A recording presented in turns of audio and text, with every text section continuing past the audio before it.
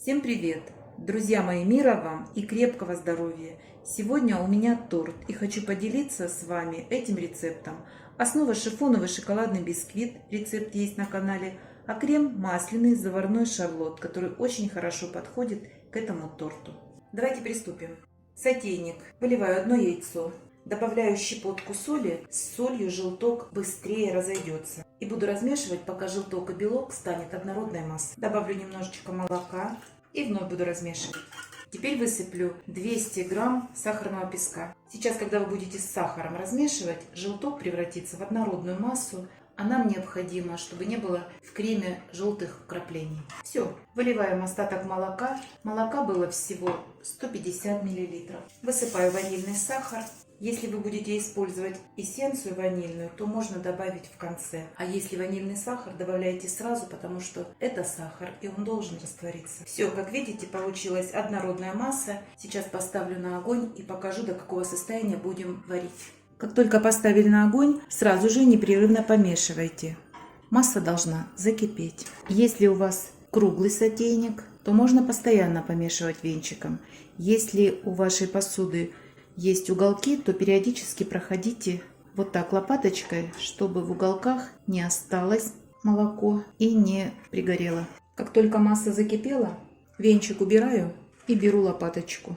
Ей легче проходить по дну и вот так по стеночкам убирать крем. Варить буду в течение 2 минут. Друзья мои, обязательно непрерывно помешивайте. Через 2 минуты варки крем не станет очень густой. Так и должно быть. Он в процессе остывания загустеет.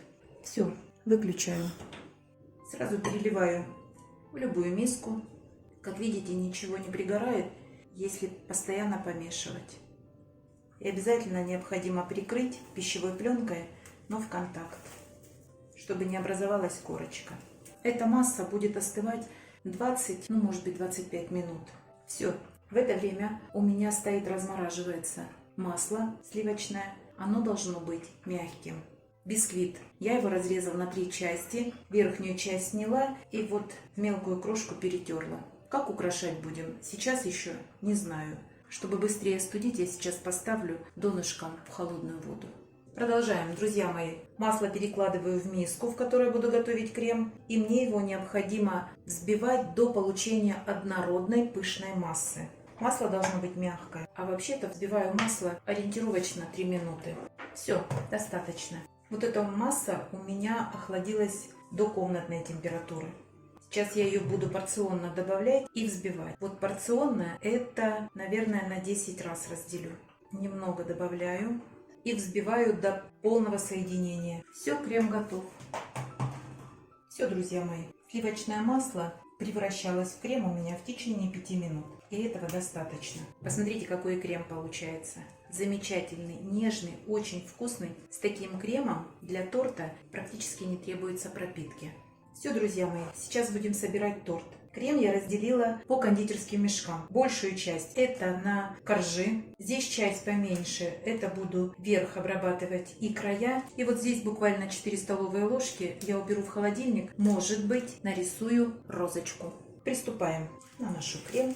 А в серединочку джем. Ничем не буду размазывать, потому что джем с кремом сейчас весь потянется. Красота не будет никакая. Прикрываю коржом. Не хочу ставить кулинарное кольцо, нет никакой необходимости. Это торт для себя. Вновь крем. Все, третий корж. Третий корж это донышко. Оно, как правило, самое гладкое и ровное. Заполняем пустоты. И слегка прохожусь по бокам, чтобы крошка бисквитная хорошо пристала. А дальше распределю эту крошку. Вот так прижимайте.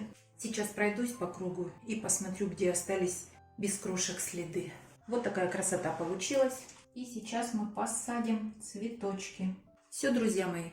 Думаю, что торт получился исключительно вкусный. А вы, друзья, не забывайте подписываться на наш с Петровичем канал. Пока-пока. Красота!